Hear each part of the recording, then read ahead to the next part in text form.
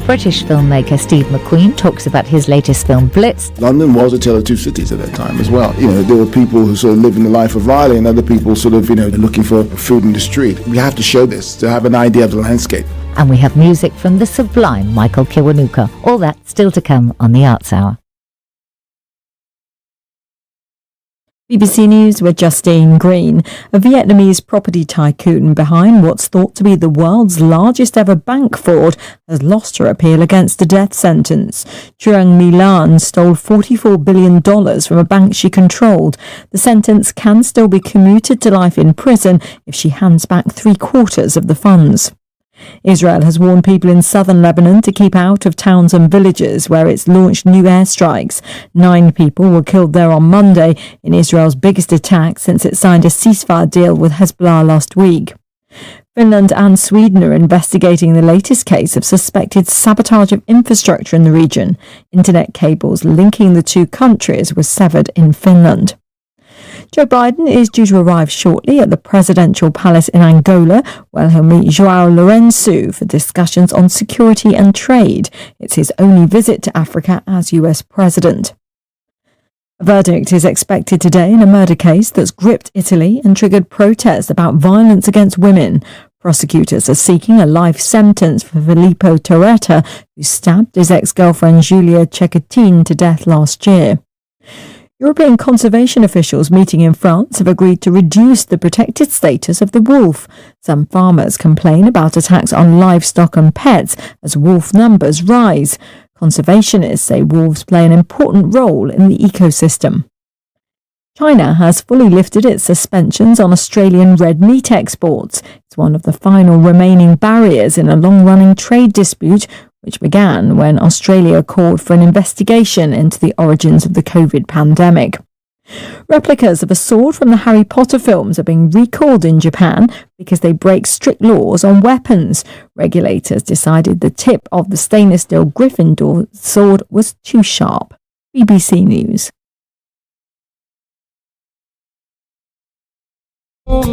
Hi everyone, it's your girl BB Clement, the author of How to Go From Employee to Entrepreneur and the host of your weekly business show, BB Means Business, the show where we discuss everything you ever wanted to know about business but you were afraid to ask. How do I start my business? How do I raise the finance? How do I grow my business? Where am I going to find my customers? Join me every Tuesday at 1:30 p.m. on Starr Radio UK to get all the information and tips that you need to become a successful entrepreneur and become financially free. Remember, don't let life dictate to you. Rather, put your signature on life.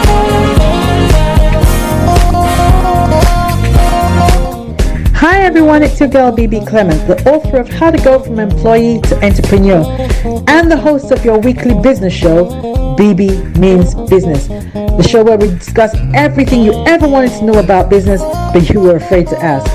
How do I start my business? How do I raise the finance? How do I grow my business? Where am I going to find my customers? Join me every Tuesday at 1:30 p.m. on Starr Radio UK to get all the information and tips that you need to become a successful entrepreneur and become financially free. Remember, don't let life dictate to you. Rather, put your signature on life. Hey, Charlie, you're on your way to Ghana. Boy, oh boy, you stressed out, tired? Go, you're going to be resting. Okay, then let me recommend to you JN Mobile Spa in Accra, Ghana. Oh boy, JN Mobile Spa, they provide organic care in massage. Are you stressed? Do you need rejuvenated, etc.? For your facials, maybe exfoliating, firming, and lifting? Then contact JN Spa on 00233244941 002 or 00233200606 and they will be right there on time. JN Mobile Spa, your health and beauty needs at your doorstep. Hi guys, this is your friend Uruj from SendWave. SendWave is a money transfer app that is used by people all over the world to send money to their loved ones in Africa. With SendWave, you can send money to Ghana, Nigeria, Kenya, Uganda, and Tanzania. And the best part is, SendWave is absolutely commission free. Our exchange rates are excellent. You can see for yourself by checking them out on our website. So how do you use SendWave? SendWave is an app that you can download onto your phone from the App Store or Google Play Store. The app is free to download. After downloading it, just open the app and enter your name, email, and phone number. That's it. You're good to go. Make sure you use the promo code SR. S for Starr, R for Radio. This promo code will give you £5 free credit to send to Africa on your first transaction. Your money will be delivered to your recipient within seconds. Feel free to call me on 0749 7377 647 at any time. I'll be happy to tell you all about SendWave and help you in any way I can. Remember to use the promo code SR for £5 free credit. Medasse. Hi there. Are you dreaming of owning your own house in Ghana? Then you will need a well-documented piece of land that is free from troubles. I highly recommend My Africa Property for any size of land that you will need. With My Africa Property, lands are available in Pram, Sopoli, Tohenia, Ogome, Dodova, Winneba, and many other locations at affordable prices. These locations are about an hour away from the airport, only 35 minutes from the motorway, 10 minutes drive from Central University College, 10 minutes drive to the beach, and close to Pram Senior High School and Ghana Men's Soccer Center of Excellence. For more details, visit our website www.myafricaproperty.com or call our UK office on 0208 123 2523. For our US and Canada offices, call us on +1 585 184 994145. You can also email us at ghana@myafricaproperty.com. Getting onto the property ladder has never been easy until now. Join us this and every Thursday from 7 p.m. to 8:30 p.m. live on the Property Hour Show on Starr Radio UK, where we talk to mortgage brokers, property developers, estate agents, landlord, tenant, property consultants on how to invest or get into the property business and make money. You can't afford to miss this. The Property Hour Show is your best source into the property industry. Tune in to On Point here on Starr Radio UK with Empress Regina every Monday at 5 p.m. GMT. Looking forward to your company. Hi everyone, it's your girl BB Clement, the author of How to Go From Employee to Entrepreneur and the host of your weekly business show, BB Means Business, the show where we discuss everything you ever wanted to know about business but you were afraid to ask. How do I start my business? How do I raise the finance? How do I grow my business? Where am I going to find my customers? Join me every Tuesday at 1:30 p.m. on Starr Radio UK to get all the information and tips that you need to become a successful entrepreneur and become financially free. Remember, don't let life dictate to you. Rather, put your signature on life. Hey, Charlie, you're on your way to Ghana. Boy, oh boy, you stressed out, tired. Go, you're going to be resting. Okay, then let me recommend to you JN Mobile Spa in Accra, Ghana. Oh boy, JN Mobile Spa, they provide organic care in massage. Are you stressed? Do you need rejuvenating, etc.? For your facials, maybe exfoliating, firming, and lifting? Then contact JN Spa on 00233 244 941 002 or 00233 2006 06386, and they will be right there on time. JN Mobile Spa, your health and beauty needs at your doorstep. Hi guys, this is your friend Uruj from SendWave. SendWave is a money transfer app that is used by people all over the world to send money to their loved ones in Africa. With SendWave, you can send money to Ghana, Nigeria, Kenya, Uganda, and Tanzania. And the best part is, SendWave is absolutely commission free. Our exchange rates are excellent. You can see for yourself by checking them out on our website. So how do you use SendWave? SendWave is an app that you can download onto your phone from the App Store or Google Play Store. The app is free to download. After downloading it, just open the app and enter your name, email, and phone number. That's it. You're good to go. Make sure you use the promo code SR. S for Starr, R for Radio. This promo code will give you £5 free credit to send to Africa on your first transaction. Your money will be delivered to your recipient within seconds. Feel free to call me on 0749 7377 647 at any time. I'll be happy to tell you all about SendWave and help you in any way I can. Remember to use the promo code SR for £5 free credit. Medasse. Hi there. Are you dreaming of owning your own house in Ghana? Then you will need a well-documented piece of land that is free from troubles. I highly recommend My Africa Property for any size of land that you will need. With My Africa Property, lands are available in Prampram, Sopoli, Tohenia, Ogome, Dodova, Winneba, and many other locations at affordable prices. These locations are about an hour away from the airport, only 35 minutes from the motorway, 10 minutes drive from Central University College, 10 minutes drive to the beach, and close to Prampram Senior High School and Ghana Men's Soccer Center of Excellence. For more details, visit our website www.myafricaproperty.com or call our UK office on 0208 123 2523. For our US and Canada offices, call us on +1 585 184 994145. You can also email us at ghana@myafricaproperty.com. Getting onto the property ladder has never been easy until now. Join us this and every Thursday from 7 p.m. to 8:30 p.m. live on the Property Hour show on Starr Radio UK, where we talk to mortgage brokers, property developers, estate agents, landlord, tenant, property consultants on how to invest or get into the property business and make money. You can't afford to miss this. The Property Hour show is your best source into the property industry. Tune in to On Point here on Starr Radio UK with Empress Regina every Monday at 5 p.m. GMT. Looking forward to your company. Hi everyone, it's your girl BB Clemens, the author of How to Go From Employee to Entrepreneur and the host of your weekly business show, BB Means Business, the show where we discuss everything you ever wanted to know about business but you were afraid to ask. How do I start my business?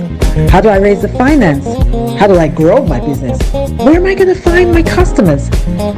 Join me every Tuesday at 1:30 p.m. on Starr Radio UK to get all the information and tips that you need to become a successful entrepreneur and become financially free. Remember, don't let life dictate to you. Rather, put your signature on life. Hey, Charlie, you're on your way to Ghana. Boy, oh boy, you stressed out, tired. Go, you're going to be resting. Okay, then let me recommend to you JN Mobile Spa in Accra, Ghana. Oh boy, JN Mobile Spa, they provide organic care in massage. Are you stressed? Do you need rejuvenating, etc.? For your facials, maybe exfoliating, firming, and lifting? Then contact JN Spa on 00233 244 941 002 or 00233 2006 06386, and they will be right there on time. JN Mobile Spa, your health and beauty needs at your doorstep. The best radio show. The best radio show. Hi there, this is CJ Buckman, your life coach. And whenever I'm in London, I listen to Starr Radio UK right here. But guess what? You can listen to wherever you are. Body is your man. Bekutu, show them you got the cocoa set. Ladies and gentlemen, it's your boy Harry Song, aka Mr. Songs. This is the Kingmaker Baba for the girls. We're here. This is Starr Radio. Don't go nowhere. UK, London. We they call them London for home. For here, we they call them London. And that's how you know. Just have fun and stay blessed. Broadcasting worldwide, online 24/7. All around the world. In your car, at work, at home, on your smartphone. This is Starr Radio UK. Are you ready to turn it up? 10, 9, 8, 7, 6, 5, 4, 3, 2, 1. Heart is aching. Smile even though it's breaking. When there are clouds in the sky, you get by. If you smile through your fear and sorrow, smile and maybe tomorrow you find that life is still worthwhile if you just smile. Hey, this is Archie, and you are listening to Starr Radio UK and the Morning Show. And the Morning Show.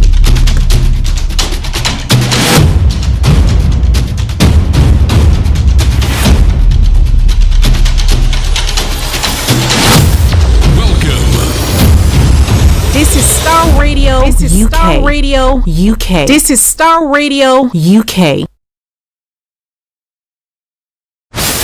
Welcome.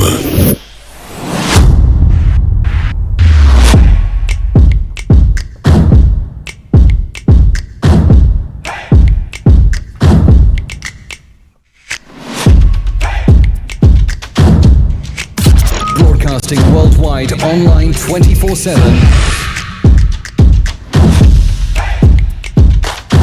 Enlighten your day with Starr Radio.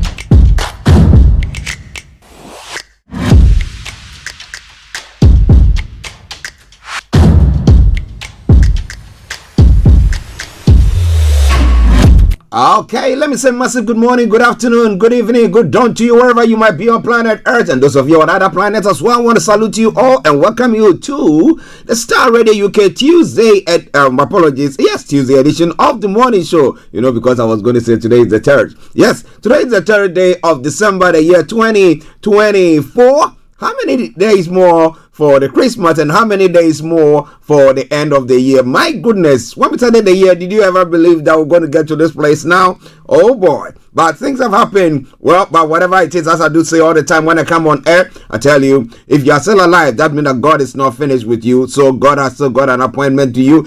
For those of you who are people of faith, I hope that you believe what I'm saying there. But wherever you are this morning listening to us, we are so grateful to have you on Starr Radio UK and on the morning show. And let me say good morning to my able producer, Mr. Francis Gaye in the house. And let me say good morning to my colleague and co-presenter, Mr. Olayomi Koiki. Well, after a short break, yeah, he's back. And there's lots and lots and lots going to be bringing you from that geographical area called Niger. Yes, updates from Nigeria. He's going to be coming your way with that as well. Let me say good morning to my baby sister, Delta. Good morning to you all the way in Ghana. To my sister and my lovely sister-in-law, Rosita. Good morning to you, Mom. Good morning. This is Vida Hammond. Good morning to you. And my niece and my daughter, Eresi. Good morning to you all. I hope you're all doing very, very well. Let me say good morning to Bishop Adeshina, Anthony Adedeji Aziz, Shamsuddin, Chief Dr. Sunday Adeyemo Igboho, massive good morning to you. Professor, good morning to you all the way in Benin as well. And well, wherever any one of you are listening to us, we salute you. KB Botsman, Vicky Newton, Mr. Frank Davids, Felix all the way in Aberdeen, Mr. Malik Dramani Mahama, and all you wonderful people who tune in daily to listen to us, we salute you. Atakofi, massive good morning to you and to every one of you listening to us from Asherman in Ghana as well. And as many of you who listen to us on various platforms, on the Yoruba Nation platform and the Koiki media platforms there as well, the sister platforms, I salute each and every one of you. And I say,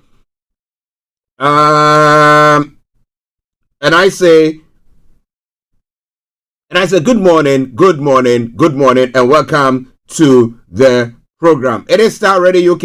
It is your favorite African and Caribbean radio station in London. Okay, now let's crack on. Now 10 minutes to the top of the hour. Well, I'm going to bring you the codes for the day, the weather forecast to follow suit, then the travel updates. Then we'll go global trotting. Then after which we come back, and Mr. Olayomi Koiki at 11 o'clock exactly is going to bring us updates from Nigeria. If you're following us on the Facebook, you'll find out that on our page, he's posted lots of the stories that I'm going to be looking at. Yes, but one striking one. Well, after the declaration by the Biafrans, what are the changes? And is someone else still being held at Finland or in Finland, and what because I know that the Nigerian authorities are trying to see whether they can get him extradited to Nigeria, but I'm not sure about whatever is going to happen. Nigeria is not like Finland is not like Kenya, as some were saying yesterday, so I don't think anything of the sort will happen. It's like the UK where, just get, if they have got extraditory treaty with Nigeria, then we'll see. But even that, we'll be telling you more about all that. Some people are saying, well, you don't have to be supporting that, Well, that's going to come your way from there as well. Then after that, we'll go on to other parts of the world, looking at what is happening there. In Ghana, well, come Saturday, the 7th of December, election is going to be taking place. Let me say good morning to my daughter-in-law. Yes, Mrs. Patricia Roxanne Hammond, who works with Ghana Web. Yes, good morning to you and all the team there who are preparing for the elections there, and all you in the media landscape preparing for these elections. We hope that everything goes peacefully. Yes, the way that we always want it to be. And there is no underdealings or suppression of votes or buying of votes. I'm not sure what is going to happen there, but be rest assured we're going to be bringing you all that. Botsman is trying to organize few of the representatives of the various political parties, and for sure during the course of the week we're going to be bringing you something from there to actually educate you on what to do. Let me say good morning to Dr. Archie. Yes, he's elder, but he's now Dr. Elder Archie, right? He's left the UK to go to Ghana to go and support the former President John Dramani Mahama in his campaign. Well, Dr. Archie or Elder Archie, good morning to you there. Okay. And to all the campaigners on the various platforms, yes, those of you on the MPP side, those of you on the NDC side, and everybody there, we salute you. Now we continue from there, and so we'll look at all the other stories making the rounds in other part of the world. Trump is saying that, well, he's threatening Hamas that if before the 20th of January, when he assumes office, if the hostages are not released, he's going to do worse to them than they've seen. But do you think that threats will go far enough? Looking at all the crisis that is going on in Syria and everything, well, lots more. You got to stay here. You don't have to go nowhere. But it's all coming away from Starr Radio. Okay, so let's kick off. There is a lot of competition out there. If you don't work as a team, the competition will win. But if you learn to work together, you will win together and be able to enjoy the reward of your victory together. And there's a community in this part of the world where they work together. And you see they come in, and that's one moment this one is bought a house. That's one moment. Why? Because they're working together. But there are some communities who are not like that. Especially, I want everybody to come and quote me and say, yes, this is Archie, yes, that's the but not making sure that others. So we have to work together, because at times you alone cannot face the storm or battle the storm. Well, it's all coming away from Starr Radio UK. Where is always enough. Now, when it comes to the weather front, well, today is not that cold as it's been of late, but somewhere cold. Let me tell you what is happening here in London and the southeast, and I can tell you assuredly, today is expected to see a mix of sunny spells and variable amounts of cloud. It will be mostly dry, but there is a small chance of the odd light shower. Colder day. Now tonight we'll see any showers ease to leave largely dry and clear conditions at first overnight. Now turning cloudier from the northwest during the early hours with the odd spot of light rain and drizzle. Now top temperature is going to be 8 degrees. The lowest is going to be 3 degrees. UV level, low pollution, low sunset 15:53, and sunrise for tomorrow morning 07:47 hours. That is the end of the weather forecast. Taking you straight to the travel updates. And as we will say on this platform, keep your eyes on the roads. Keep your eyes on the roads as you keep it navigated. I promise our bond. Well, on the underground this morning, mild May is experiencing severe delays. That's one of the new lines. Now, Piccadilly line, path closure, minor delays. Jubilee line, minor delays. That aside, all the other underground lines are running a good service. So please check before you leave, so you don't miss your appointment. On the major roads in London, the A roads, I can tell you shortly, they are running a good, or there is good service there, or there are no traffics there. Okay. Now, the Riverbites is running a good service. London Cable Car, good service there. And that takes us straight to the final segment of the travel update. That is the National Rail. But as I will say on this platform, keep your eyes on the roads, keep your eyes on the roads as keep navigated our promise, our bond. Now, cross-country Gatwick Express, now Great Western Railway, Island Line, Northern Rail, Southern, and Thames Link are all experiencing or offering special service. That aside, all the others are running a good service. So check before you leave. You don't miss your appointment. And that is why I would say good morning, good afternoon, good evening, good dawn to you wherever you might be on planet Earth. Enjoy your commute for today. But you know what? Continue to keep those eyes where? On the roads. Okay? Let's now go global trotting so that we can get Mr. Olayomi Koiki to be able to join in at the right time so that he can give you everything. He's quite a busy man, right? Yes, man. Now, when it starts from Nigeria, striking workers in Nigeria shut down Kaduna, Nasarawa, Ebonyi, Cross River over non-implementation of minimum wage. Then the north central state of Nasarawa. Yes, I will talk about that. Olayomi is going to bring you more details about that as well. Nigeria, Yobi spends 600 million on 3 generators for government house. And 1.1 billion naira to buy stoves, gas cylinders for distribution to the public. It did a bit of a respite there for them. Okay, and then justice for Prime Minister.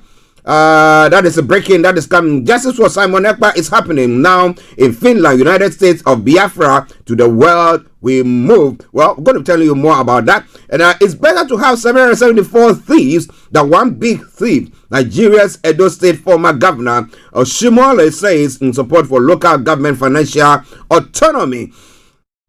The Swiss company Holcim exits Nigeria after 65 years. And Nigeria anti-graft agency EFCC now afraid of big thieves.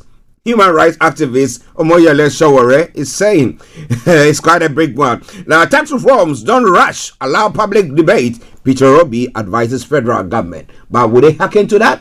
That's another question for another day. In other stories making the rounds in or on the African continent, Senegal's Prime Minister says he will continue in his role despite speculation. Senegal's Prime Minister Ousmane Sonko on Monday said he will remain head of government rather than preside over the parliament. Well, so we'll see about that. Lots more going to be coming your way from there.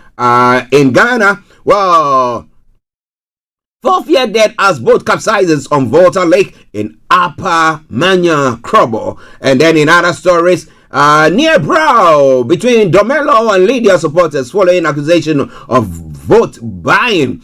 Now, some are saying that, well, vote buying shouldn't take place, blah, blah, blah. And but it's going on. Well, and when it comes to the elections as well, the Office of the Special Prosecutor has won against corruption or corrupt acts. Now, can you tell me that Ghana's elections, there are no corruptions that goes on there? Can you put your hand on your heart to tell me that people are buying? And actually, I do say this all the time, that our politicians make sure that the community or the people are impoverished. And when it comes to election, they come with tuppence. They say, get it, and then you just get that, and then you vote for them. And after that, they are gone. Another 4 years or 5 years, whichever comes first, they come and do the same thing. And because people are impoverished and they are desperate, they'll take anything to do anything. But what do you think?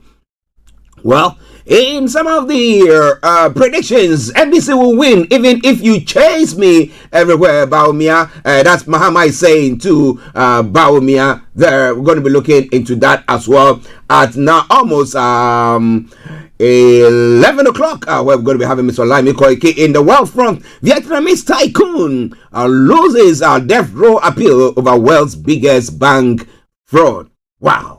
Let's see what's going to happen there. And Mass records 56 billion pay deal rejected for second time. We'll be looking into that. And then in other stories making the round, Israel strikes Lebanon as Hezbollah targets military posts. We thought that the ceasefire is going to hold, but it looks like just few days on and everything seems to be falling apart because the center cannot hold. Now, Ukraine's exhausted troops in Russia told to cling on and wait for Trump.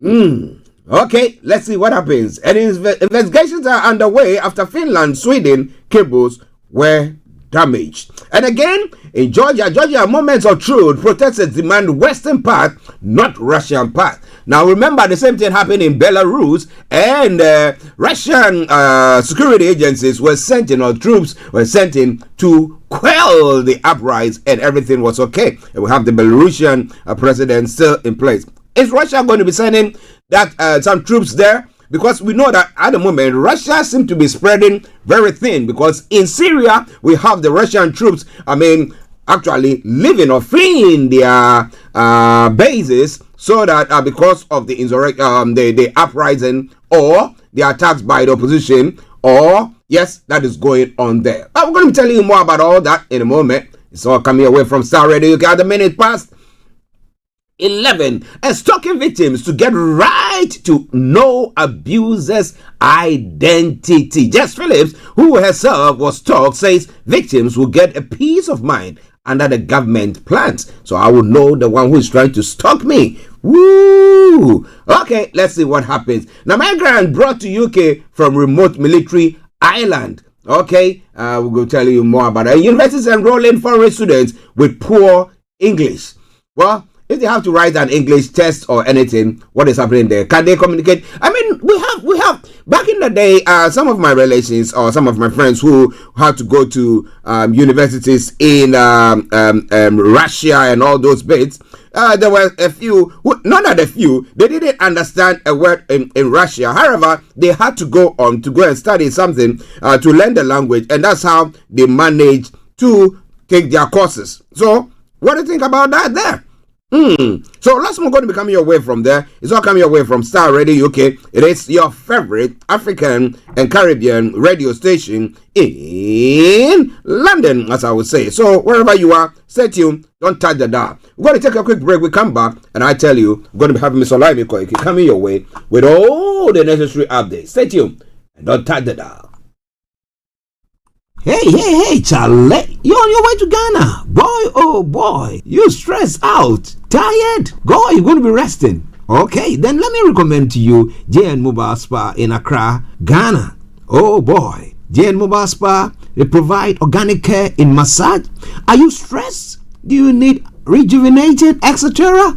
For your facials, maybe exfoliating, firming, and lifting? Then contact JN Spa on 00233244941 or 00233200606 and they will be right there on time. JN Mobile Spa, your health and beauty needs at your doorstep.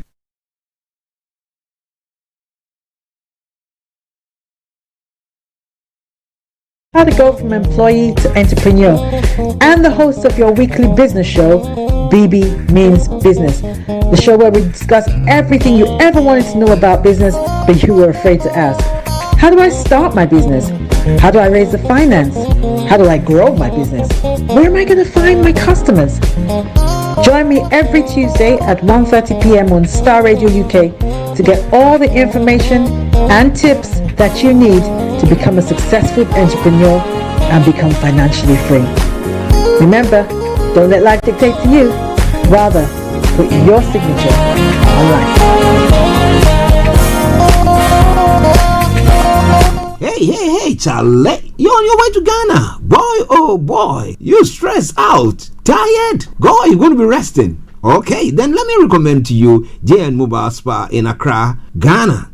Oh boy, JN Mobile Spa, they provide organic care in massage. Are you stressed? Do you need rejuvenated, etc.? For your facials, maybe exfoliating, firming, and lifting? Then contact JN Spa on 00233244941 or 00233200606 and they will be right there on time. JN Mobile Spa, your health and beauty needs at your doorstep. Hi guys, this is your friend Uruj from SendWave. SendWave is a money transfer app that is used by people all over the world to send money to their loved ones in Africa. With SendWave, you can send money to Ghana, Nigeria, Kenya, Uganda, and Tanzania. And the best part is, SendWave is absolutely commission free. Our exchange rates are excellent. You can see for yourself by checking them out on our website. So how do you use SendWave? SendWave is an app that you can download onto your phone from the App Store or Google Play Store. The app is free to download. After downloading it, just open the app and enter your name, email, and phone number. That's it. You're good to go. Make sure you use the promo code SR. S for Star, R for Radio. This promo code will give you £5 free credit to send to Africa on your first transaction. Your money will be delivered to your recipient within seconds. Feel free to call me on 0749 7377 647 at any time. I'll be happy to tell you all about SendWave and help you in any way I can. Remember to use the promo code SR for £5 free credit.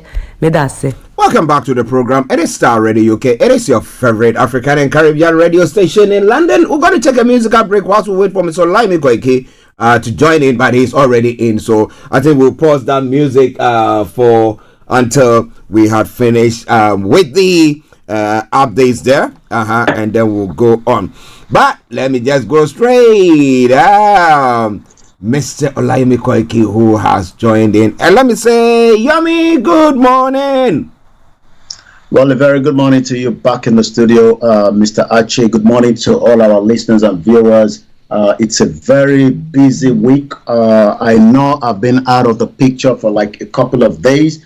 We've been talking behind the scene, but quite a lot we will still catch up with. It is still a lot is happening, but it's great to be back with you, Mr. Archie. And thanks for holding on to the team while the other team are busy in the background doing what we need to do. But we are back here. I'm not in Finland, but I can tell you that we are currently also in Finland, the Star Radio UK network, and I'll be telling you everything everybody needs to know. But let's come back home first, because Nigeria, like I said, is going through a lot right now. But I come back again to you, Mr. Archie, and I say good morning to all the producers and all those that are listening. And I can tell you thousands of people are listening from around the world on the Star Radio UK network this morning. Okay. How are you? How is the family? And how was the time away? Well, I believe I sent you a message on Thursday that I will be taking a couple of days off because of the project that we are doing behind. Then I'll be back on Monday, but I didn't realize that, I think I must have missed up my timing, that we were back on air yesterday. I thought we were off. But again, while I was away, I know a lot of things happened simultaneously on the Thursday when, Simon Ekpa, we're going to be talking about that. Then the Friday, where things also took place. And today is the third day, but the fifth day for the convention and the restoration of the Biafra that is taking place. The President Bola Tinubu as well was in France. He's currently in South Africa as I speak to you right now.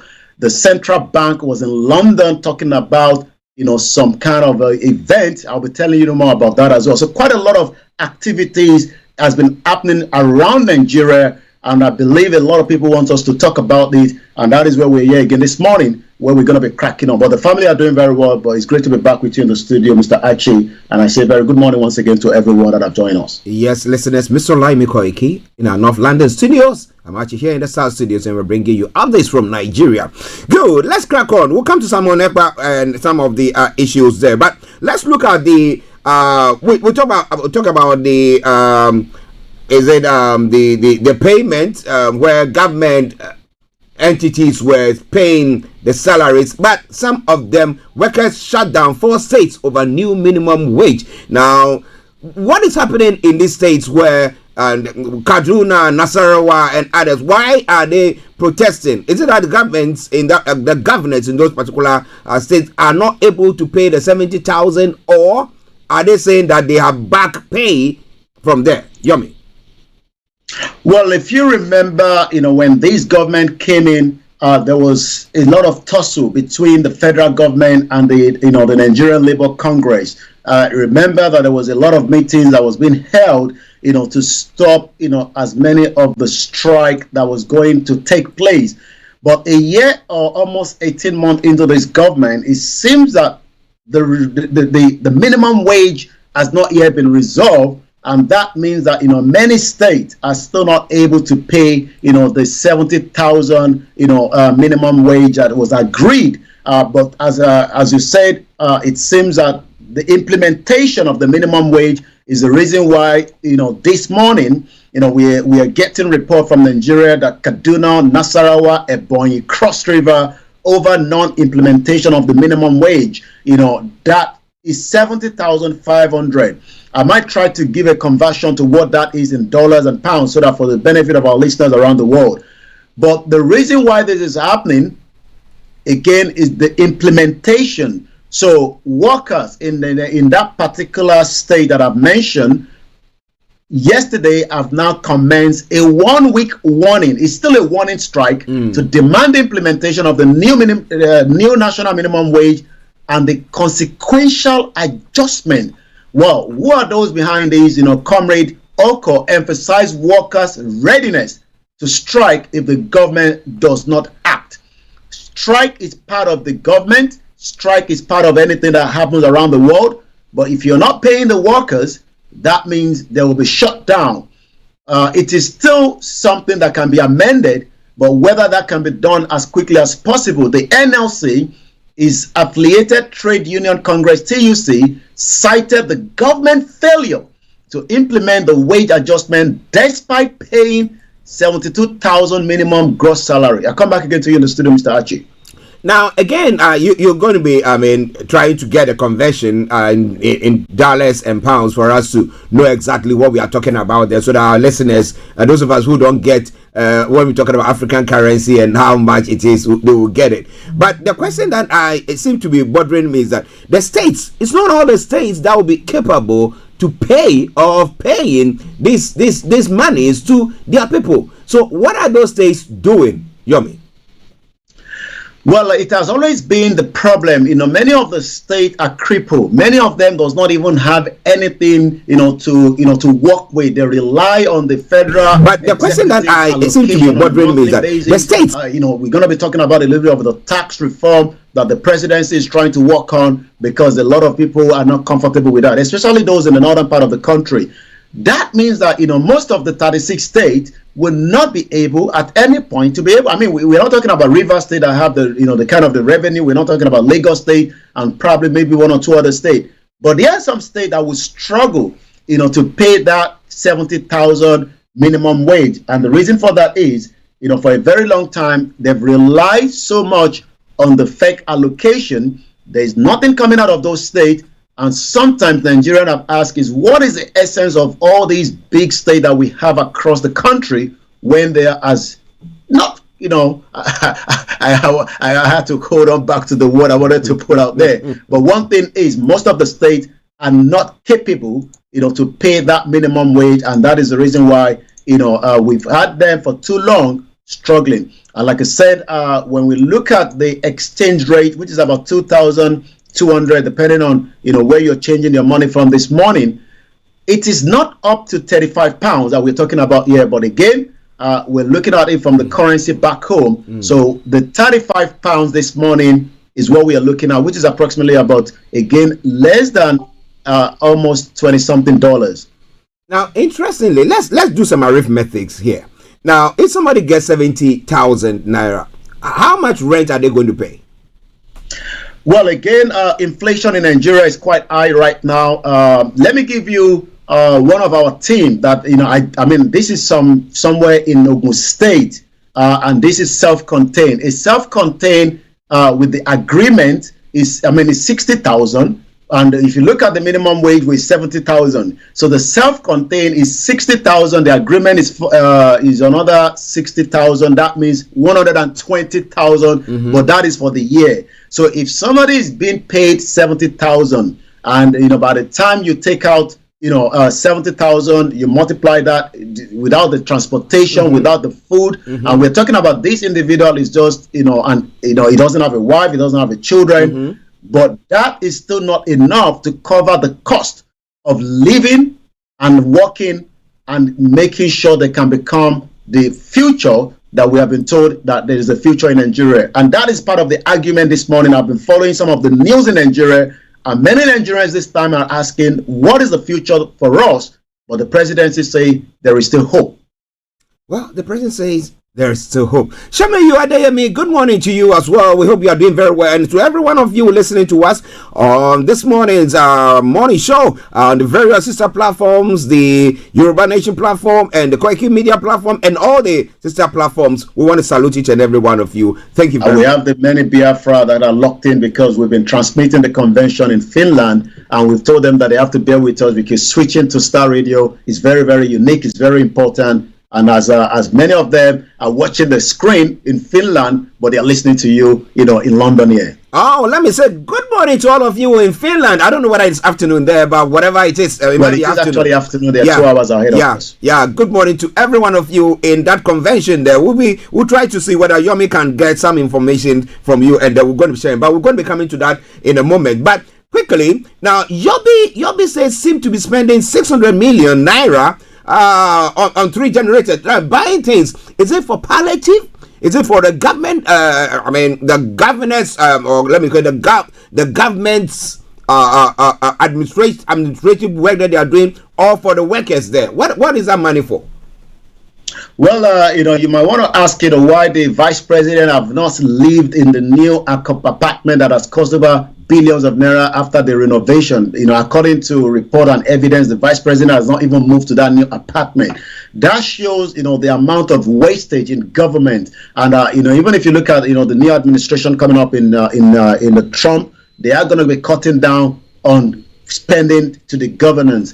But when we look at Yobe State again, what is Yobe producing? What is the input of Yobe to the state itself? But again, every governors will tell you that they have to keep the function of the state going, and that means that Yobe State in the 3rd quarter of this year, and this is posted on the government website, and according to the document, spent 600 million to use to buy a 500 kV Meccano generator for the government house in Damarutu. That means because there's no electricity and they need to supply power to the governor to sleep in the air condition. One 800 kV parking generator for maternal and child center. Again, very important, that we have, hospital running on not generator, but again, the situation in Nigeria, demands for that. And there's another one that was also spent to 500 kV Caterpillar generator to a specialist hospital. So the amount spent on each generator was not included,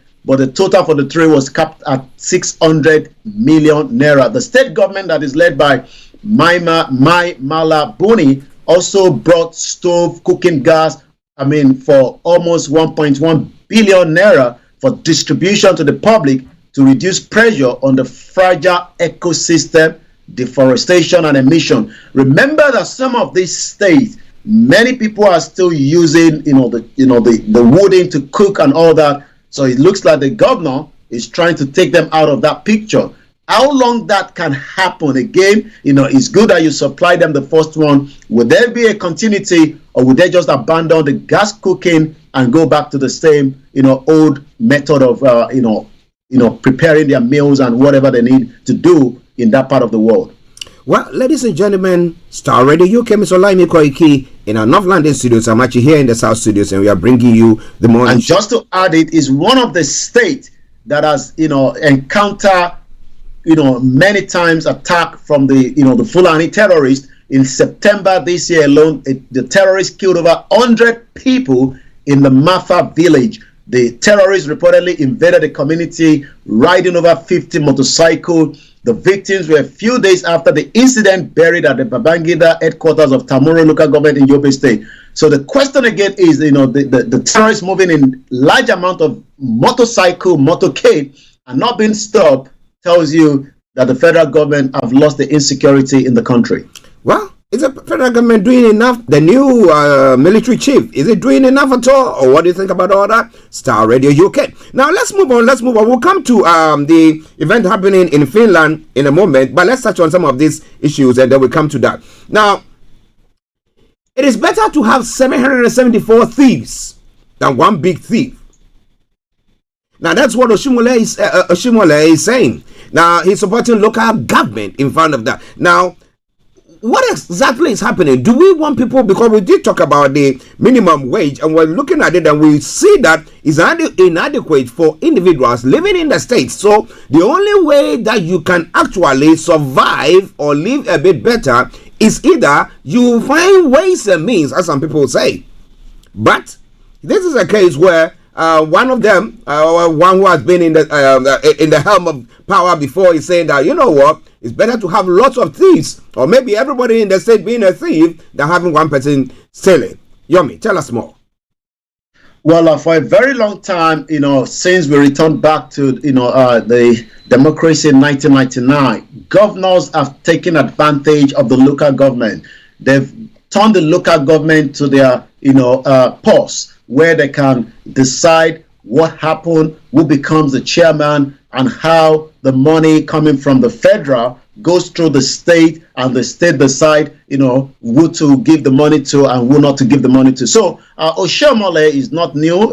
He was one time, the also in the NLC until he became the governor, and then from there, he was the minister under Buhari, and currently is back as a senator, at this particular government that is going on right now. But the headline that we need 774 thieves, the question is, do we really need thieves to manage us? Why do we use that phrase? Is because Olayomi knows that there are many thieves in Nigeria, and they are bigger thieves.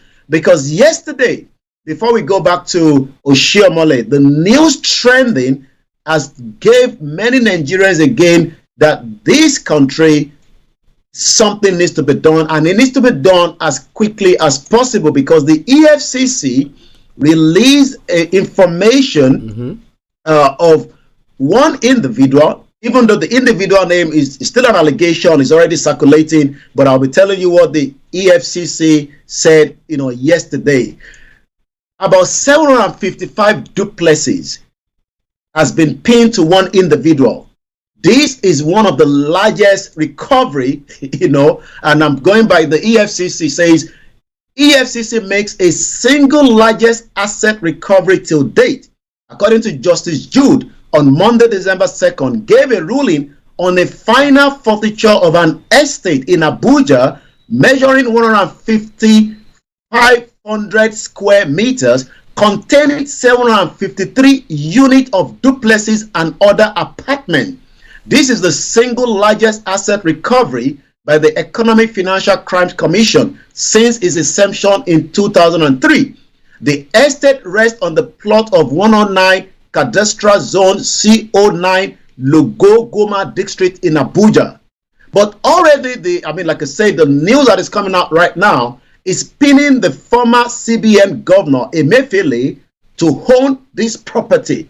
So going back to what the former Edo State governor and the Nigerian lawmaker, Senator Adams Oshiomhole, representing Edo North Central, that is expressing strong support for the financial autonomy of the local government in the country, that it will be better for 774 to steal that kind of duplexes than for one person to steal it. And that's exactly what it says. Speaking at a forum on the local government autonomy that was organized by the House of Representatives yesterday, the senator emphasized the importance of character in governance, accountability. Oshiomhole is also a former governor of Edo State, highlighted the significant responsibility of the local government chairman, given their proximity to the people, and advised them to allocate resources wisely so that we don't end up having more local government chairmen buying houses here in UK, in America, and Canada. Well, ladies and gentlemen, Starr Radio UK, your favorite African and Caribbean radio station in London. Pastor Momo, good morning to you there as well. Now, let's now come to the Biafran issue that is going on. We know that almost about 2 weeks ago, Samuel Ekpa was allegedly arrested by the Finland authorities because they were saying all those, whatever charges they were trying to level against him. And I know the undertones have been because of the Nigerian government trying to push the agenda to shush him. And now we don't know. There were during the course of the week we had information coming in. That he's been released, and so there have been that that thing going on where people are not sure exactly what is happening. And then there was the declaration. Though Simon Ekpa wasn't there, there was a declaration that took place. But again, then we have some, what do you call him, Ima Powerful, who is in the southeast down there. He was also saying, no, there shouldn't be any. So there seem to be lots of things going on where we don't know exactly what is happening. Now, this morning, we have the case that is being heard in Finland. That is Simon Ekpa's case. Can you tell us more about everything that has gone on from that time to today, please? Well, the situation, started erupting. Let's go back to the timeline. The last update from the PM, Simon Ekpa, on his X handle was November 18. And a lot of people rely on him to post so that they can know the development, especially as the countdown was getting closer to the restoration. It's actually a restoration because according to the Biafra government in exile, Biafra was actually declared in 1967. So what they are doing is what they call a restoration, and I'm just listening, to the event happening in Finland where the COS is speaking. We will get more, signal from there later on. But in terms of what happened, I was at home on Thursday, and then I got a call, from one of the Yoruba, campaigner that Simon Ekpa has been arrested. And because I have access to him, the first thing I did was I put a call straight to his number, and I couldn't get through to that line. Right there, I wasn't sure what is happening. And what I saw on the social media was everybody saying that Simon Ekpa has been arrested. And that means that, we have to now rely only on the right source. Many people do not rely on the right source. The right source is to then go back to the government in exile to give us development and update of what is happening, with the PM as the countdown to the event going on right now. Today is the 5th day, right in Finland. And that means that we have to rely on the Chief of Staff, Ngozi Orebuze, which was the only person that would have given us a clarity. Because remember that many Nigerian media are biased against the Biafra. Remember that they've called the Biafrans terrorists, even though we do not agree with that because the world does not call Biafra a terrorist organization.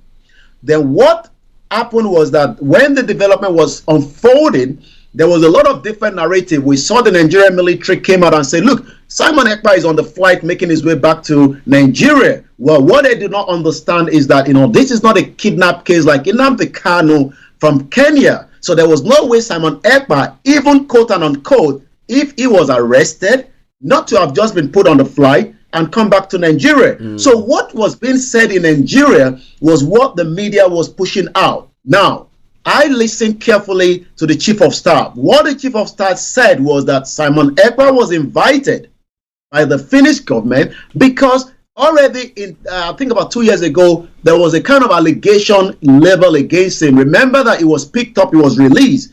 Maybe that is the continuity of that allegation. But there are some individuals in Finland working on behalf of the Nigerian government, according to the COS, Ngozi Orebuze, that said that these were the individuals that pushed, more to make sure that Simon was invited. So I will not use the word Simon was arrested because inviting someone for questioning, and the question was, what was he invited for? As we speak today, nobody has the picture of Simon Ekpa in the court, claiming that he's not the prime minister. There's no any information coming from the court in terms of whether somebody was sitting in the court when Simon was saying, I am a content creator. But you can see the media in Nigeria that doesn't like the Biafra in the first place started pushing out all the narrative that says Simon Ekpa says he's a content creator, he's not a member of the IPOB. But what I have listened from the COS and the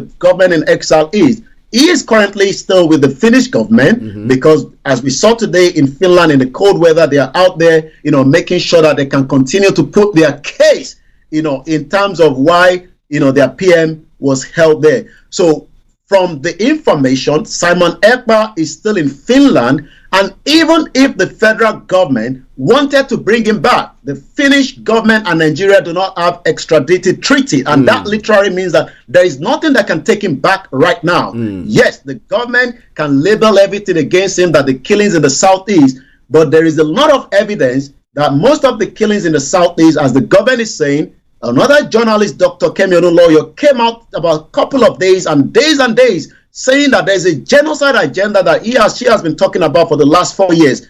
But in the right summary, no one, as we speak right now, have any audio, picture, or evidence that Simon Ekpa says he was a content creator or is not even the prime minister that he claimed to be. But the question is, we have the world where AI and the Nigerian government propagating as many disinformation out there, and this is why we need to rewrite, information so that people can learn as to know what is said. Like I said, no picture, no audio, no video where Simon said most of what they said he said. I'm going to come back to you in the studio. Then we're going to be talking about that shocker that many people thought the restoration was going to happen yesterday. It actually happened on the 29th. Yeah.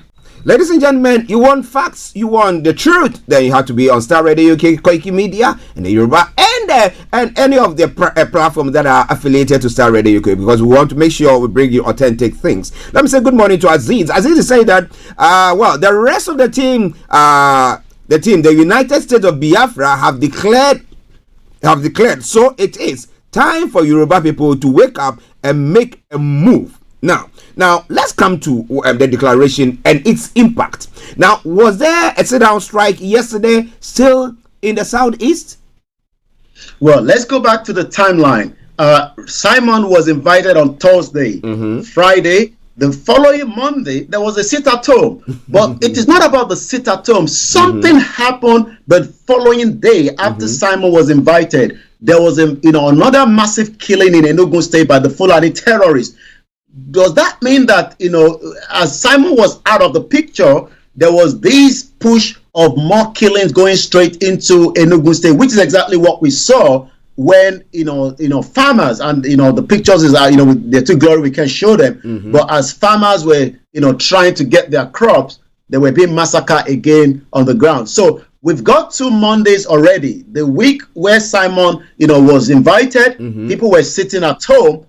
And this Monday, people were still sitting at home as well. And like I said, on the first day of the convention, I've looked at the numbers that have been given on the screen. I've been following the event. 517 delegates flew from all over the world.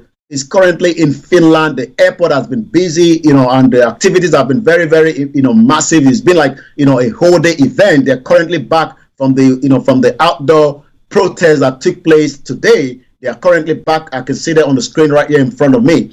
But on the 29th, when the convention started, everybody was shocked when that declaration was announced. Yeah, the restoration and the declaration of the Biafra. Because what we were told that Simon kept saying was it was going to happen on the 2nd of December. Could it be that the back team, that is behind, the media, the executive, the de facto government, the home government, were aware that nothing was going to happen on December 2nd? Was it after Simon was invited, there was a change of plan? Maybe there will be nothing that would happen. Maybe they were going to shut down the venue, and they had to bring back their activities, backwards, so that they can be able to make sure that restoration, that declaration that led to over 517 delegate travel from around the world would take place, because we know how these things work, because nobody expected that Finland would pull Simon out of the picture. But again, if Simon has been invited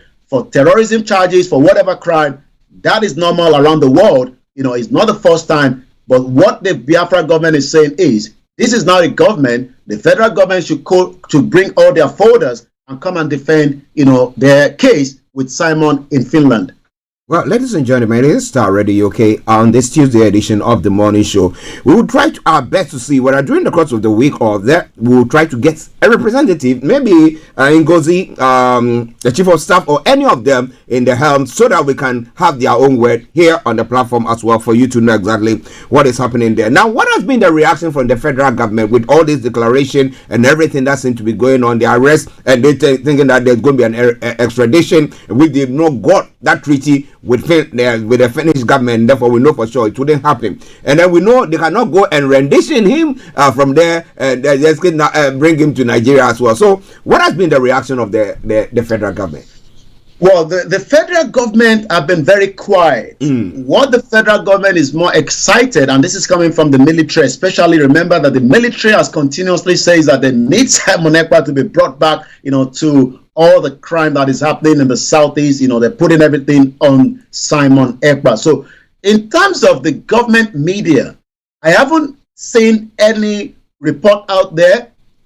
I'm sure they're probably monitoring the situation, but they haven't said much. As Simon Ekpa situation was happening, the president was also out in France, where more red carpet was rose. I can tell you right now, in the picture right now, President Tinubu has been received by the host President Ramaphosa for the 11th session of the Nigeria-South Africa Binational Commission, and President Tinubu is also pushing that Nigeria should be recognized as a BRIC nation. Remember that Nigeria submitted an application, but that hasn't gone through yet. So he's using this opportunity to see how they can leverage on that. But in terms of the situation with the restoration and declaration, just as the letter was delivered in number 10 Downing Street, you can imagine the amount of discussion going on in Nigeria right now around the Biafra declaration, and which means that what is going to be the next move? More flags are propping up from the Biafra state. They have about 40 states. I've seen also it shows that the military are also monitoring the situation. They went to a particular area and removed the flag. So you can now see that it's about cat and mouse. But I can tell you, more flags are coming up.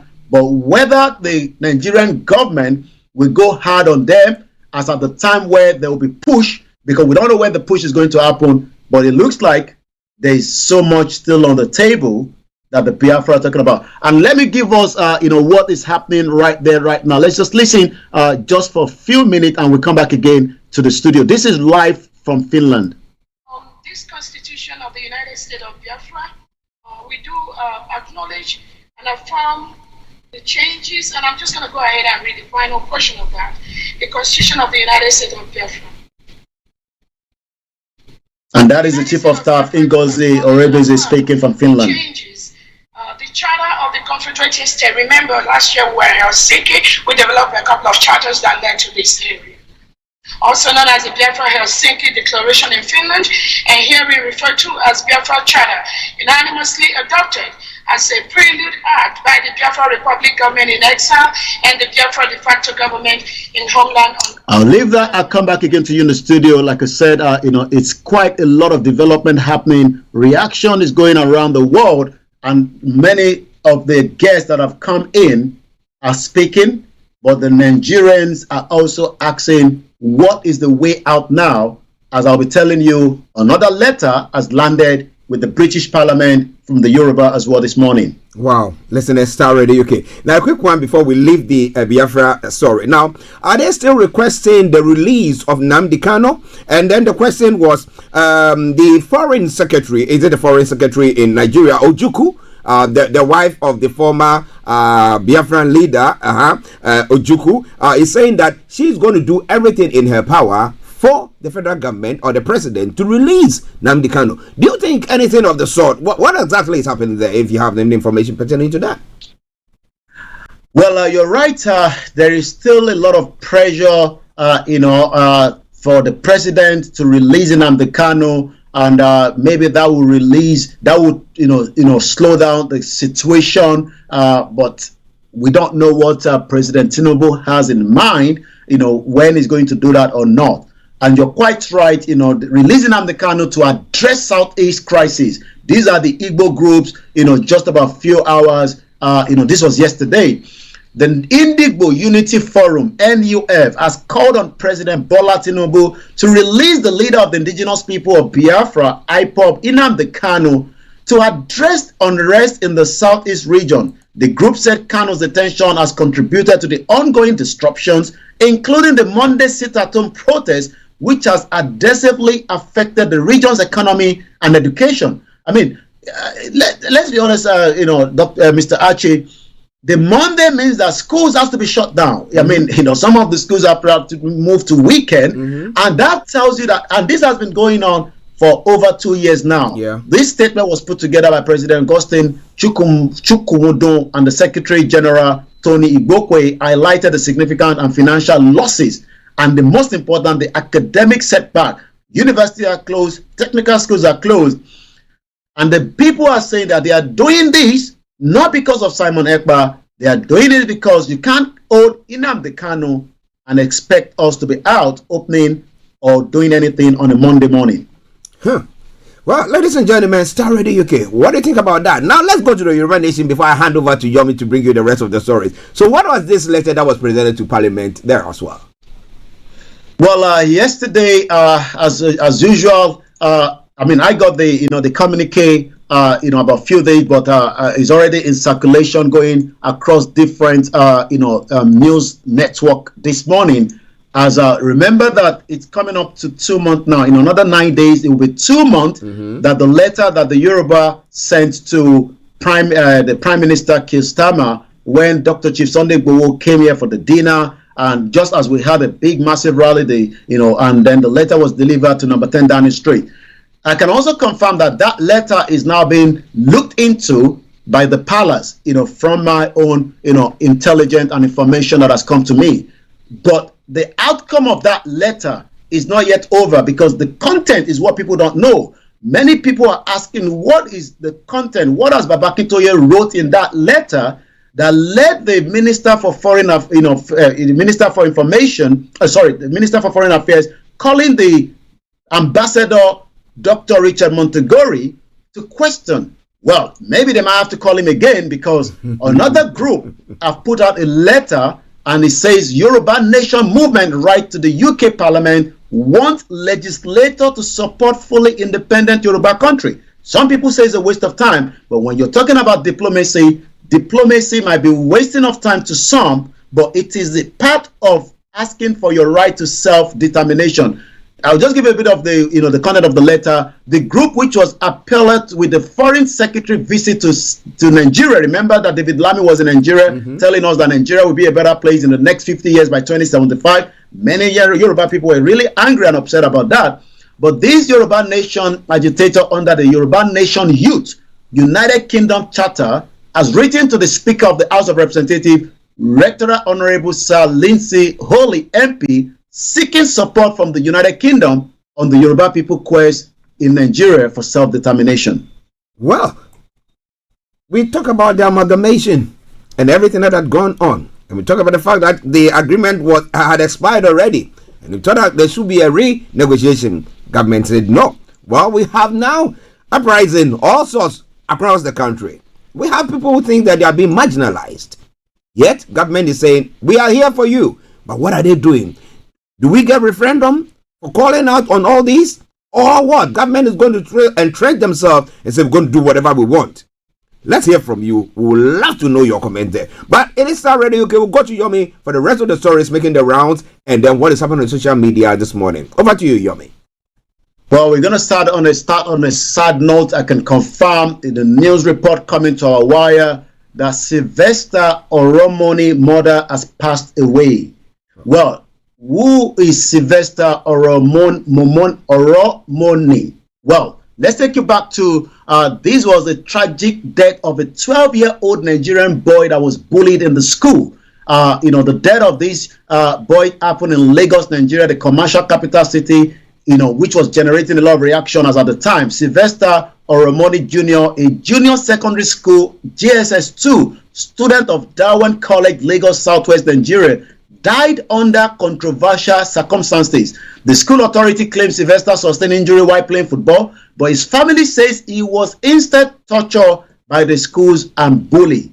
Well, like I said, the news is coming out that the mother passed on this morning. I can tell that, when this situation happened, it will be difficult for a parent like that, to be able to sustain a very long time, especially if they're not well managed, the BP and all that. We can only pray for the loss of the mother. So that will take us to the reaction of many Nigerians this morning. She passed away on November 25th, 2024, due to complication from prolonged grief and trauma over her son's ultimate death 3 years ago in 2021. It is a heartbreaking situation. Well, someone saying that she did not just die now. She died about last month, but we are just getting the news on our timeline this morning. Very sad news. The love of her mother is so strong. She couldn't get over the shock of the demise of her son. May her soul rest in peace. So you can tell that bully is not just only here in UK, it's also back as well in Nigeria. So because of our time this morning spent already, we just touched on the tax reform. This is generating a lot of conversation. Maybe we're going to have more time before the end of the week to start looking into it, because the Northerners believe that Tinubu is playing the game, to make sure that money doesn't come to them. Well, Tinubu said, look, we can't continue with the same way we have been doing things. We need to reform the tax. But some say that, look, don't do the way you did in Lagos State, where, Alpha Beta is owned by you, and every revenue is coming through there, and you're taking your own commission. Well, I listened to some of the committee yesterday. He says, no, Alpha Beta is not going to be in charge. But Peter Obi is speaking as well this morning. Tax reform, don't rush. Allow public debate. Peter Obi is advising the federal government.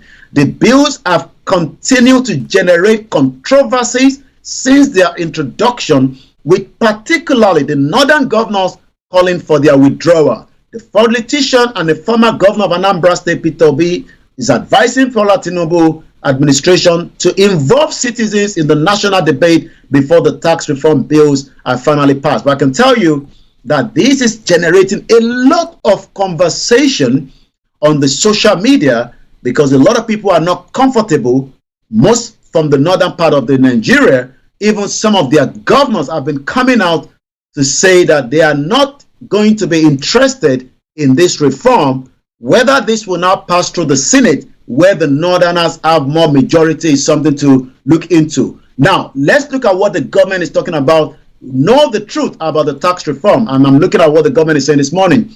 Change to the income tax laws to facilitate remote work opportunities for Nigerians in Nigeria within the global business process. I'll just take one more. Zero rate VAT, tax exemption for small businesses. Let's look at the reaction, and that will bring me back to you in the studio. Excessive tax will only suffocate industry, businesses. By extension, it will kill the economy, because industry and businesses are backbone of the economy. This is coming from Masoon at Masoon on the Twitter space, or the X. Well, this individual says, CIA agent, may Nigeria succeed, with a picture of Tinubu that you can tell that these are lovers of the APC. One person, Nigerian, you say, you need to use AI to read out what you have written. We have no time to be reading these 5 fonts, or better still, let your staff read it out as a news. You can tell that even in the midst of everything, you can never finish with Nigeria. And again, there's a particular company that left Nigeria after so many years.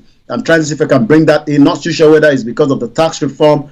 Swiss company, Olesen, exit Nigeria after 65 years, says focusing on the high growth region alone. Now, it's interesting when we have old companies leaving the country, and you ask yourself, is it because local entities have risen up to occupy that place, or because our economy is so bad that the people think that the best way forward is just to pack and leave? What do you think about all that? But when it comes to the tax reform, let me ask you something there quickly, then we go. Now, how does government send money or proportion money for the various states? Now, is it they look at what they are contributing to the national?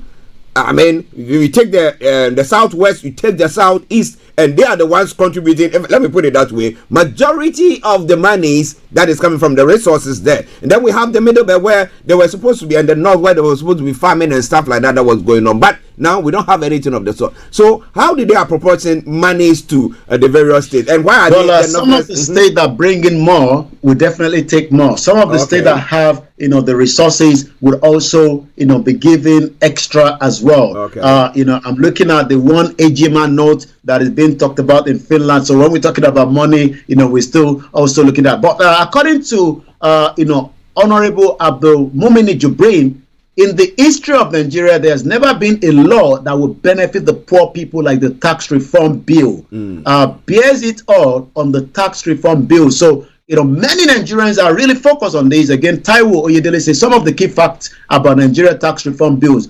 But those that are really against it are the people from the northern part of the country. The listed benefits of the tax reform bill sound appealing. Individuals earning less than 1 million annually exempted from paying the tax. Essential items like rent, food, and medicine are set at zero VAT. So why are some elders so strongly opposing this bill? Well, listeners, we have to let Yomi go because we are still monitoring what is happening in Finland as well. So Yomi, before you leave. Well, before I leave again, we just get one more under a minute, say how this is happening in Finland, and then we'll bring it to a closure. On the back of, again, in the front of our Biafra notes, you are going to see the signature of the Treasurer of the United States of Biafra and the Secretary to the Treasury. You're also going to see the numbers written on the left. So that tells you that the day 5 is still ongoing in Finland in Lati, but as the PM is not there, the COS says even if I am arrested, there is still many people that will take charge. And on that note, make sure you stay tuned with Star Radio UK. I'll be back again tomorrow where we'll be looking more into this tax reform. Who is it going to help? And even if Tinubu reform the tax reform and get away with it, will the next government take it down, as we saw Joe Biden pardoning the son? Maybe when Trump comes in, he might also pardon everyone that was involved in that event that took place in Washington, D.C. Well, of course, we know what is going to happen there. Yomi, thank you very much and have a lovely day. Thank you so much, Mr. Archie. Bye for now. Bye-bye. Well, ladies and gentlemen, that has been Mr. Olayomi Koiki from our North London studios, bringing you all the update that you need to know. Tomorrow, God willing, we'll bring you some of the excerpts of the happenings at the the United States of Biafra Nations Congress or conference that is taking place in Finland. Okay, so make sure your dials are logged on and join us on all those platforms, all the programs that we are bringing your way. Those on the sister platforms and those on Star Radio UK as well. We'll make sure we bring you authentic what is happening. Right? Good. But now we're going to take a musical break. Have a breather, have some water wherever you are, depending on where you are. Get yourself a hot or cold drink, whichever is applicable, and have a sip. And then let's come back and let's take you to other parts of the world. Where Ghana, come Saturday, they'll be going for elections. But are people feeling marginalized? Yesterday, they had a special elections where the various agencies that will be working during the election day, that the 7th itself, had to go around to go and vote. Where people crying, saying, well, within that there are some people buying votes and all stuff that is going on. How did you see the special voting taking place on yesterday? And how do you see its reflection on the election going to be taking place on Saturday? Yeah? Okay. And who do you think is in pole position to actually win? There are some saying that, well, they think that the MPP are going to win, or Baumia is going to win, hands down, one of no second round election, boom, and they are gone. Others are saying the NDC are going to win, no matter if Baumia is chasing them. That's the presidential candidate of the NDC, former President Mahama, saying that even if Baumia has to be chasing him, he goes to this place and the next moment he is there as well. They're actually following his trail. Then he's asking, well, even upon all that, he is going to be winning. Who is going to be winning? Is it going to be free and fair, or can we actually say that when it comes to elections in Ghana, especially now that we are looking at that, it's up the table, it's free and fair, or the percentage of error in there is very minimal? Is that what we are saying? What are the posters saying at the moment? I've not seen any posts because I think the posters are not getting it right, especially when we look at even that of the United States. Well, the question is, who are you asking? Who are the posters? Few times that they pull the things like that, and I said, nobody's asked me anything. So who have they? And maybe those in my community, if I ask, nobody have actually done that. So who are they pulling? But we're going to tell you more about all that. Stay tuned. Don't you go away. It's all coming away from Starr Radio UK. Minister Elom, yes, bring you some reggae praise medley there. Enjoy it, and I'll be with you in a moment.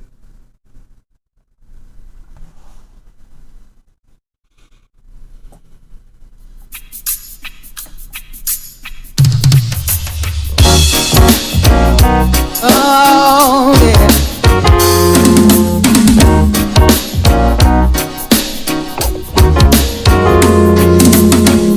I stand amazed in your presence. There is nothing you cannot do. I stand amazed in your presence. There is joy, peace, and hope. I stand amazed in your presence. There is nothing you cannot do. I stand amazed in your presence. There is joy, peace, and hope. This is Starr Radio UK. There's no one like you, Jesus. There's no one like you in all the earth. There's no one like you, Jesus. There's no one like you, Lord. You do mighty things. You do glorious things. You're the faithful God. Awesome is your name. You do mighty things. You do glorious things. You're the faithful God. Awesome is your name. You do mighty things. You do glorious things. You're the faithful God. Awesome is your name. You do mighty things. You do glorious things. You're the faithful God. Awesome is your name. Oh.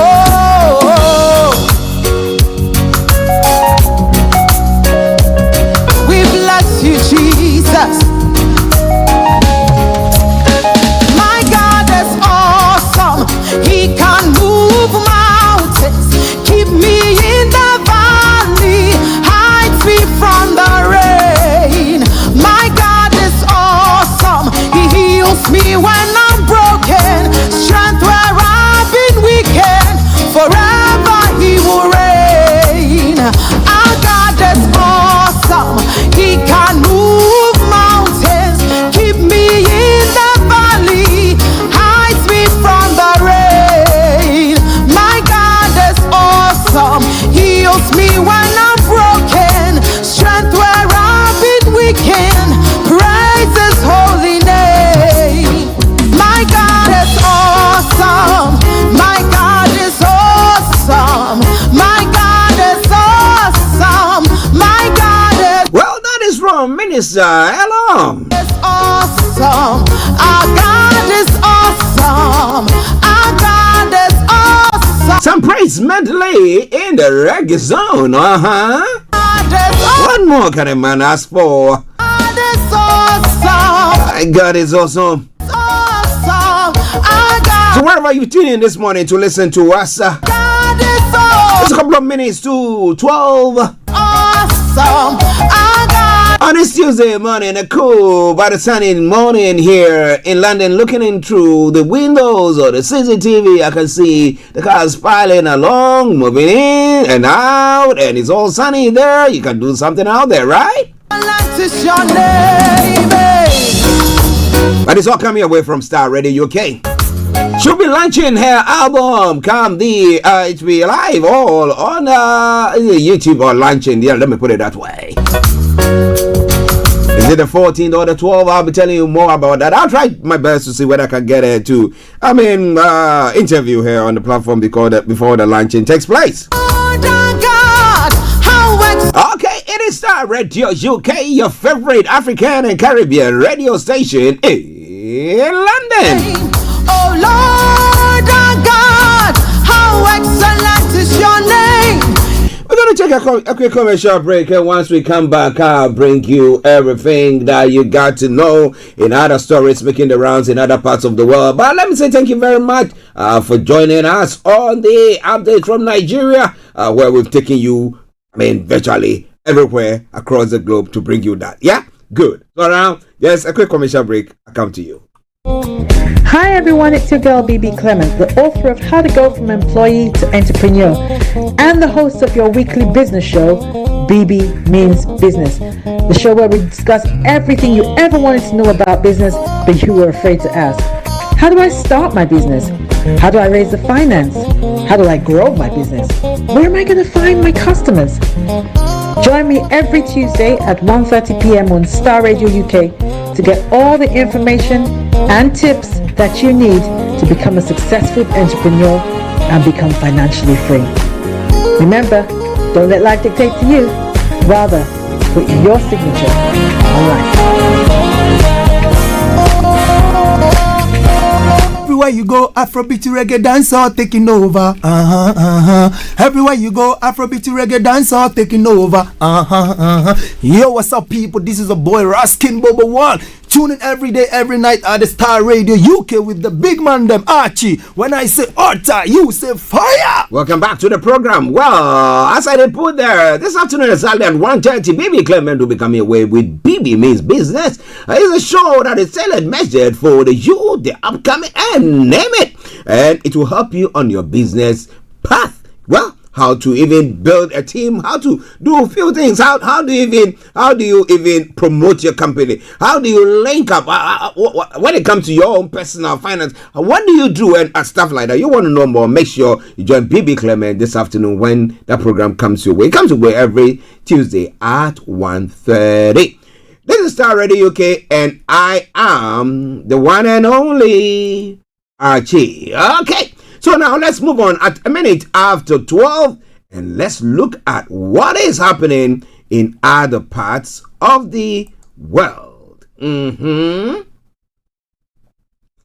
Okay, so still on the African continent. Well, Biden has arrived in Angola for his long-awaited sub-Saharan African visit. I don't know where this visit is going to be taking him, with other parts of the continent or the sub-regional area. But Biden plans to meet with Angolan President João Lourenço, visit the National Slavery Museum, and travel to the port city of Lobito for a look at the rail project. His visit comes with weeks left in his presidency as Republican Donald Trump prepares to take office on January 20. Biden promised to visit Africa last year after reviving the U.S.-Africa Summit in December 2022. The trip was pushed back in 2024 and delayed again this October because of the Hurricane Milton, reinforcing a sentiment among Africans that their continent is still low priority when it comes to Washington. The last U.S. president to visit sub-Saharan Africa was Barack Obama in 2015. Biden did attend a United Nations Climate Summit in Egypt in the northern part of Africa in 2022. So his visit to the African, that sub-region, what does it actually bring about at all? Does it impact you at all? If you're listening to us, do you think that is going to actually stoke more businesses coming in, or especially looking at the posture of Russia and China? Now they are coming in there doing their best to make sure they harness more business opportunities there. And especially when we have France, the former colonial masters, losing grips on their former colonies, you ask yourself the question, what exactly is going on there? And do we have to just stand by ourselves and do things by ourselves, or do we still have to try to go involve ourselves with all these groupings and all these bodies? Now, Zimbabwe court strikes down abortion ban for marital rape victims and minors. Some of the stories making the rounds, but let me touch on this one and then I'll take you straight to Ghana as well, where the election is going to be taking place come Saturday. But the question is, how prepared are the politicians, the Electoral Commission, the regulator, and observers. What are they going to be seeing there? Now, Senegal's Prime Minister Ousmane Sonko confirmed on Monday that he will stay in his role instead of taking on the job of President of the National Assembly. Now, this decision follows his party's performance in the recent snap parliamentary elections, where the ruling Pastor Party, led by President Bassirou Diomaye Faye and Sonko, secured 130 out of the 165 seats in the National Assembly on November 17. The victory was one of the largest majorities ever won by a single party in the West African nation and triggered speculation over whether Sonko should step down as Prime Minister to lead the National Assembly in the interest of institutional balance. Now, some had argued that Sonko should preside over the parliament to avoid any possible conflicts that could arise in an executive where the president owed his position to the Prime Minister. But he's saying, no way, Mose. Highly influential Sonko played a pivotal role in propelling President Faye to victory in March and has headed the government since he took office in April. In a quote, he said, "I'm staying on at the Prime Minister's office. I had come to submit my letter of resignation as an MP," Sonko said at the National Assembly shortly before the new seat and the new set of lawmakers were due to join the parliament. "We have started work at the Prime Minister's office. The president needs me by his side. We are continuing this work," he said. With Sonko's decision to stay as head of government, Malik Ndiaye, reportedly a close ally and currently Minister of Transport, was elected on Monday as National Assembly President. Now, Passev's sweeping legislative victory hands Senegal's new leader the means to implement the ambitious reform agenda as the country grapples with high inflation and widespread unemployment. Now, the question is, it's good to be able to implement everything that you want to implement, but how are the people going to receive it, and how is it going to affect your next election? Well, so from Senegal. Now, Biram Senghor regularly pays his respect at a military cemetery in Thioré, a fishing village near Senegal's capital, Dakar, bowing in front of a different grave each time. The 86-year-old has no way of knowing which grave belonged to his father. Mpap Senghor, one of the hundreds of West African riflemen who fought for France during the World War II but were likely killed on December 1, 1944 by the French army after demanding unpaid wages. In the cemetery where they were supposedly buried, all the graves are anonymous and the exact location of the remains is unknown, as is the number of victims. The true scale and circumstances of the killing remain unclear as Senegal commemorates the 80th anniversary of the massacre on Sunday, threatening to reignite smoldering tensions between France and the former colony. And in the quote, he said, "I have been fighting to get answers for over 80 years, says Biram Senghor. French President Emmanuel Macron cannot do what the other French president before him did. France has to repent." So the question is France losing its grips or its connection on their former colonies? It is Starr Radio UK. It is your favorite African and Caribbean radio station in London. Let's move on. 7 minutes past 12. And let's move on.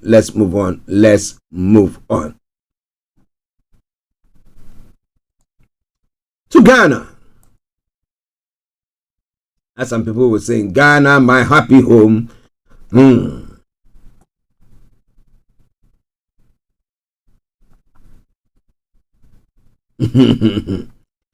Okay, so a founding member of the New Patriotic Party, Dr. Nyaho Tamaklo, has advised the Electoral Commission to conduct 2024 elections with utmost integrity and without bias. Dr. Nyahau Tamaklo, in a statement on Tuesday, December 3, 2024, emphasized the critical role of the EC in maintaining the sanctity of Ghana's democracy.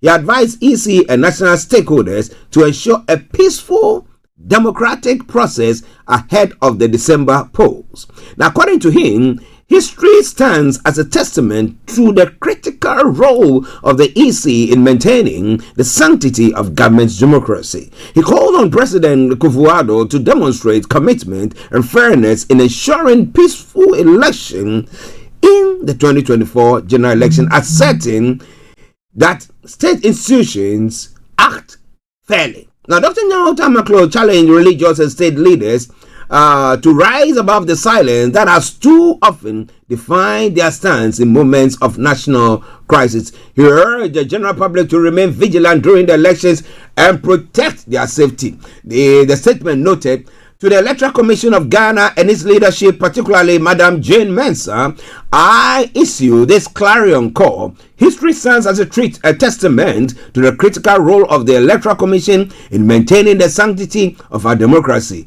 You are not the first to hold this esteemed office, and you will not be the last. The legacy of this institution has always been one of fairness, transparency, and impartiality. I urge you to ensure that the upcoming elections are conducted with utmost integrity and without any perception or trace of bias. Let us remember that the trust of the people is the cornerstone of the democratic governance. To add, it added to President Nana Addo Dankwa Akufo-Addo, who has witnessed the peaceful transfer of power. I remind you of the precedents set in 2016 and 2020. These moments reflected the strength of our democracy and the respect for the will of the people. You must now demonstrate that same commitment to peace and fairness, ensuring that the Electoral Commission and all state constitutions act in the way that uphold the trust and confidence of citizenry. Now, do you think that is going to hold water, or is going to be one of those that, well, you say whatever you have to say, but we'll do whatever we have to do? What do you think about all that? So come your way from Starr Radio UK.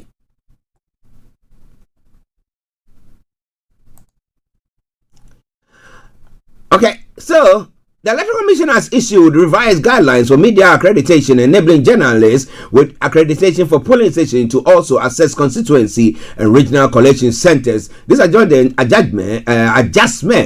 which takes effect on Saturday, December 7, 2024, follows extensive internal discussions and consultations with the key media stakeholders. In a statement signed by Benjamin Bano-Bio, Director for Electoral Services, the EC reaffirmed its commitment to promoting transparency and accountability in the electoral process. The revised media accreditation aims to provide media personnel with greater flexibility and access to key election centers. The statement read, "This change reflects our commitment to ensuring that the media cannot effectively cover the electoral process." Now, the updated policy simplifies access for journalists, allowing them to use the same photo accreditation cards previously issued for polling stations to cover proceedings at the constituency and regional collation centers. This move is expected to enhance media reporting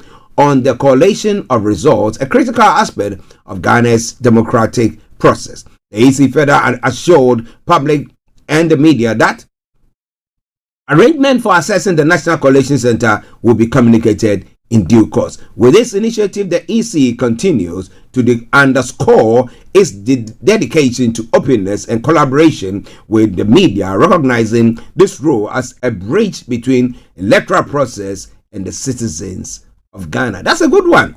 That they had a, should I say, a U-turn or a turnaround, whichever is appropriate. But let's see how that pans out for the election. Are people seeing that as a free and a fair deal there, or what are we going to be seeing? It's all coming away from Starr Radio UK, still in Ghana.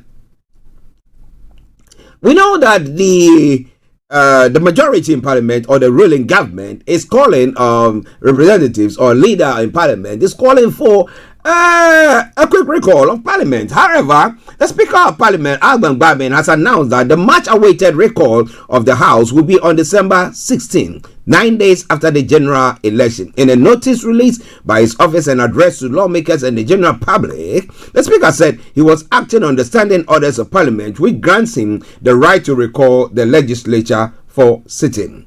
Now, the Order 58, subsection 4, provides that the Speaker shall summon Parliament within a period determined by the Speaker, and the requirement for 14 days notice shall not apply when there is an emergency. Now, pursuant to Order 54 of the Standing Orders of Parliament, the story says, just bear with me there. The story says,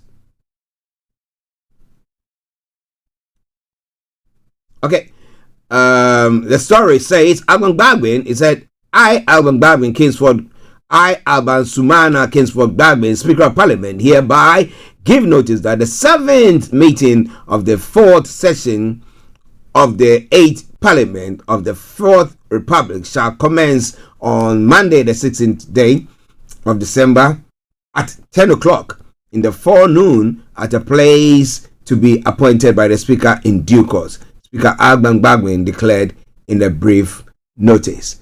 But, interestingly, if you have lost your seat, what are you going to do? Are you going to go there and then join in, or what will you do? It will be quite an interesting one, right? Okay.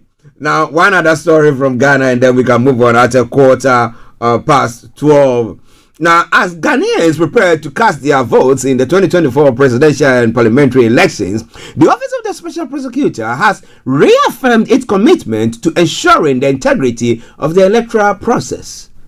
In a statement dated December 2, 2024, Special Prosecutor Kissie Jabing emphasized that the OSP is fully deploying its anti-corruption mandate to prevent, control, and repress corrupt practices, fraud, and unfair dealings related to the elections. The OSP issued a strong caution to electoral officers at polling stations, collation centers, and those responsible for the transmission and publication of results. The statement warned that deliberately falsifying votes, counts, or making false returns is a severe offense that will attract stringent legal consequences. Now, furthermore, the OSP reminded the general public of the illegality of corrupt acts in relation to elections, including vote buying, vote selling, voter impersonation, and any form of intimidation or violence. The office is alive to its mandate and will promptly address any such occurrence which comes to its notice, the statement read. It's quite an interesting statement there, right? Somebody say, yeah, right. But let's see what is happening. Now, one final one. The General Secretary of the Opposition, NDC, Fifi Fiavikwete, has expressed the guarded optimism over the Electoral Commission improved engagement with political parties. However, he maintained that the Commission's history of perceived bias has created a cloud of suspicion. The Katu South MP shared his thoughts at the EC's relationship with political stakeholders under Jane Mensah leadership. And then this is stance heading into the 2024 election. Responding to remarks about the EC's openness and transparency, Mr. Koiki acknowledged progress but stated that trust remains fragile. I've not said that they have refused to listen to our concerns, he clarified. I would like to say it is this way. When you have created a kind of cloud of suspicion that has characterized your attitude ever since the Jane Mensah group took over, and that led to a major election, and what happened in that election and subsequent to that election, a kind of intransigence that initially was the case, it is difficult to fully trust an entity there. But ladies and gentlemen, this is Star Radio UK, and this is your favorite African and Caribbean radio station in London. We're going to take a quicker.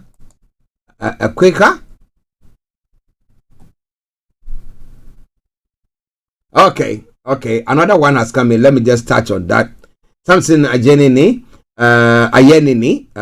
who is a host, is a legal brain and a host of the Newsfire program, has explained that a citizen's vote is meant to be kept secret, but that a voluntary disclosure of one's vote cannot be punished under the law. According to him, the law ensures the secrecy of a voter's choice, with sanctions for election officials who fail to uphold this protection. He stressed that the constitutional provision safeguarding the secrecy of the vote exists to protect the individual voter, and that it is the responsibility of election organizers to ensure no one can observe how someone votes. So if you give me your money and you said I should vote for you, and I go and I come back, I say I voted for you, you have to shush and just take it that I voted for you. Don't come and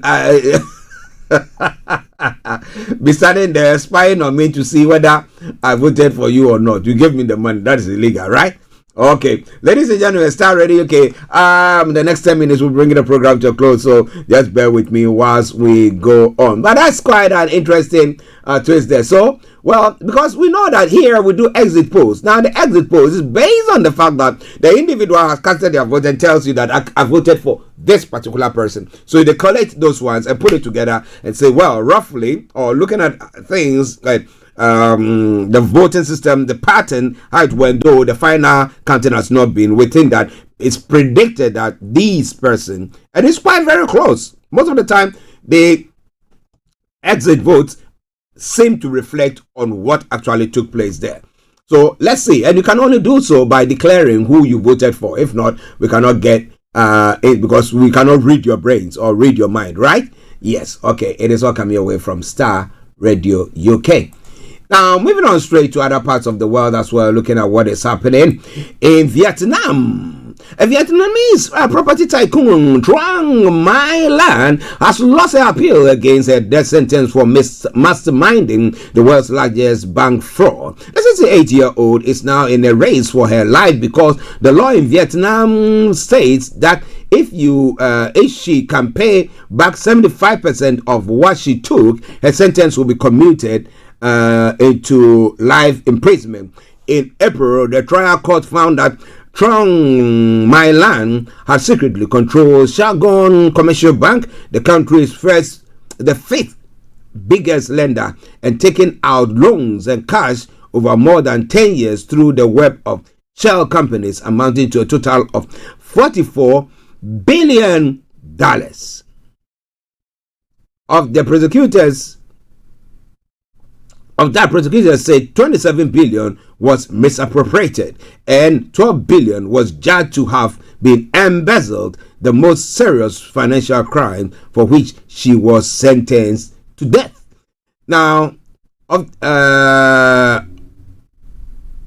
it was a rare and shocking verdict. She is one of the very few women in Vietnam to be sentenced to death for a white-collar crime. On Tuesday, the court said there was no basis to reduce Truong My Lan's death sentence. However, she could still avoid execution if she returns $9 billion, 3/4 of the $12 billion she embezzled. It's not her final appeal, and she can still petition the president for amnesty. Now, during her trial, Truong My Lan was sometimes defiant, but in the recent hearings for her appeal against the sentence, she was more contrite. Now, she said she was embarrassed to have been such a drain on the state, and that her only thought was to pay back what she has taken. So did she take it? Really take it? Wow. So Star Radio UK. It is your favorite African and Caribbean radio station in London. Let's talk more money there. Tesla chief executive Elon Musk recorded breaking $56 billion pay award will not be reinstated, a judge has ruled. The decision in the Delaware court comes after months of legal wrangling, and despite it being approved by shareholders and the directors in the summer, Judge Kathleen McCormick upheld the previous decision from January, in which she argued that the board members were too heavily influenced by Mr. Musk. Now, reacting to the ruling, Mr. Musk wrote, shareholders should control company votes, not judges. Now, Tesla vowed to appeal against the ruling, saying the decision was wrong. Now, this ruling, if not overturned, means that judges and plaintiffs' lawyers will run Delaware companies rather than the rightful owners. The shareholders, the electric cars company, said in a post on X. Judge McCormick said the pay package would have been the largest ever for the boss of a listed company. And Tesla failed to prove the pay package, which dates back to 2018 and was fair, she said. Now, Mr. Musk, the boss of X and SpaceX as well as Tesla, is the world's richest person. He's currently net worth $350 billion. He has used his platform to make his views known on a vast array of topics, and his status seems to set to climb higher, so following Donald Trump's victory in the 2024 U.S. presidential elections. Well, ladies and gentlemen, this is Star Radio UK, and this is your favorite African and Caribbean radio station in London.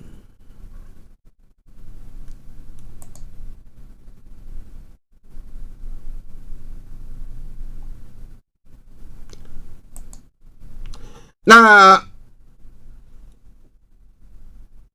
a video of the encounter that is of what is taking place in Aleppo. An English teacher from Aleppo says his father, for the first time in years, on Monday, days after rebels launched a major offensive and took control of the northern city from the forces. He said the 85-year-old man, he never dreamed he would see me again before he died, said Abdul Khalif, who lives in opposition territory until the offensive. He had been unable to cross into regime-held Aleppo. Now, a video, Abdul Kafi is one of the several people inside Aleppo who have spoken to reporters. Now, since the city was captured by the armed rebel group Hayat Tahrir al-Sham. Now, the story says Hasham and allies from forces loyal to President Bashar al-Assad. They describe him being treated with respect by the HTS fighters and increased supplies of electricity and water, but also spoke of fears at war returning to Aleppo and distrust the former Al-Qaeda linked group professed moderation will last. Now, tens of thousands of people have been displaced by the recent fighting, according to the UN. Now, many interviewees requested anonymity for their own safety. Some details of individuals' accounts could not be verified due to the difficulties of reporting independently from Syria. Many people in Aleppo are scared of renewing fighting. The spokesperson said airstrikes by the Syrian government and the allied Russian forces have already killed dozens, according to Syria Observatory for Human Rights and a UK-based monitoring group. It is all coming your way from Star Radio UK, your favorite African and Caribbean radio station in London. Well, ladies and gentlemen, we have to come to the UK from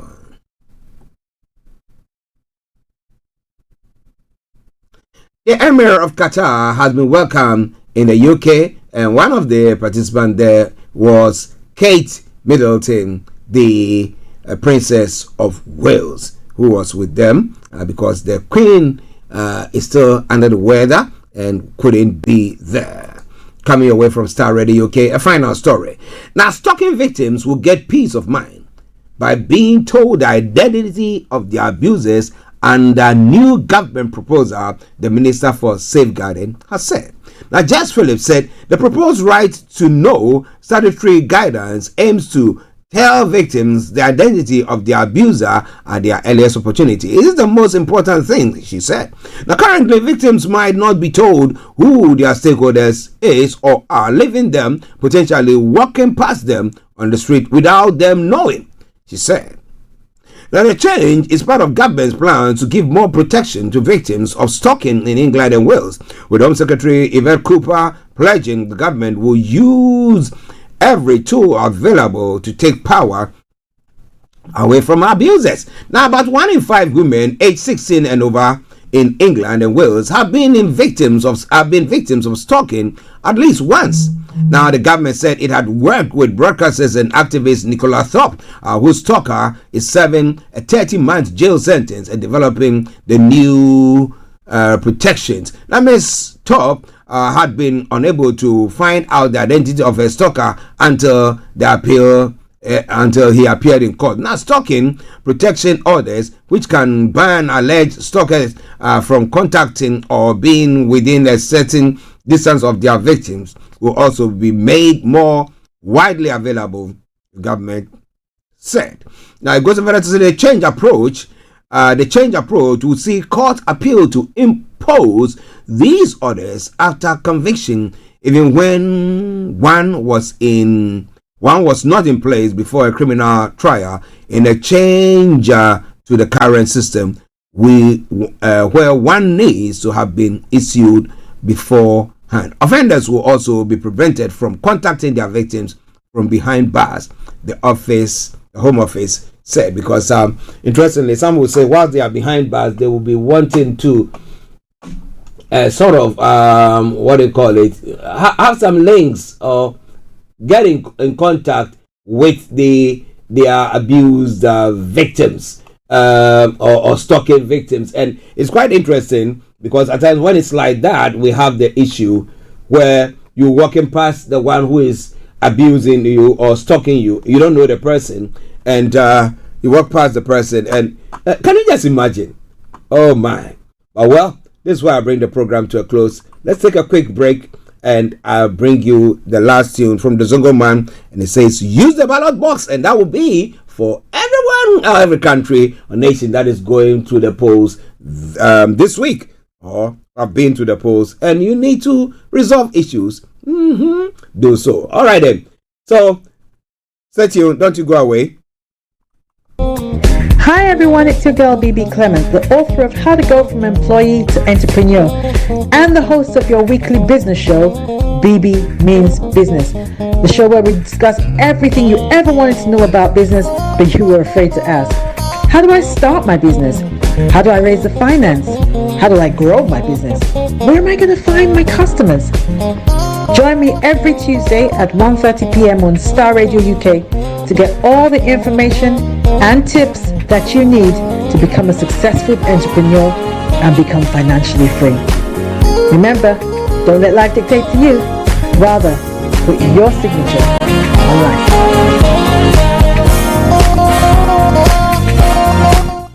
Okay, as I said, this afternoon exactly at 1:30, or as you heard, BB Clement will be coming away with BB Means Business. And let me say thank you very much to every one of you who across the board joined in to listen to us, those of you on YouTube and all the various platforms that we are broadcasting on, the sister broadcast stations and all that. We want to salute each and every one of you. I'll be with you tomorrow, God willing. But this afternoon, remember, BB Clement coming your way in the next hour. But let me bring you this in from the Zogo Man. It says, use the ballot box. Go to the polling station and listen to it. When that song ends, you don't hear from me. It's been me, Archie, saying, have a top of the day. Bye-bye for now. I'm out like that.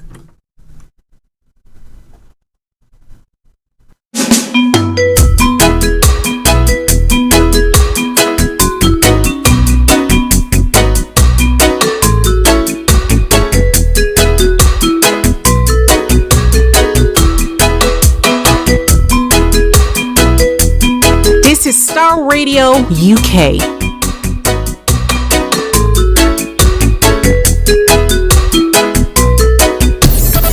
Thanks for listening.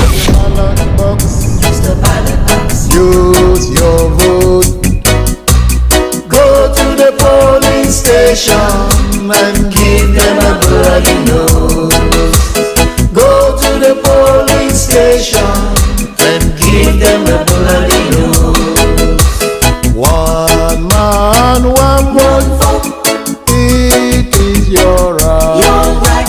If you have a vote, you've got power.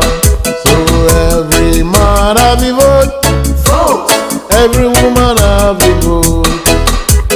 Use the ballot box. Use the ballot box. Use your vote. Go to the polling station and give them a bloody nose. Go to the polling station and give them a bloody nose. Take no lies. Take no bribe. Take no promises. Take no sting. Take no sound bites. No slogan shouting. Use the ballot box. Use the ballot box. Use your vote. Go to the polling station and give them a bloody nose. Go to the polling station and give them a bloody nose.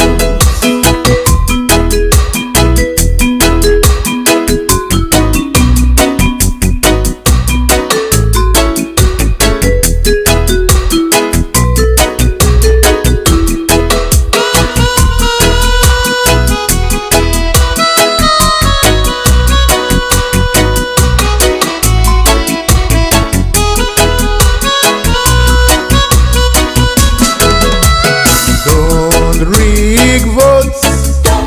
No gerrymandering. Don't use violence. No military coup. No intimidation. No harassment. Use the ballot box. Use the ballot box. Use your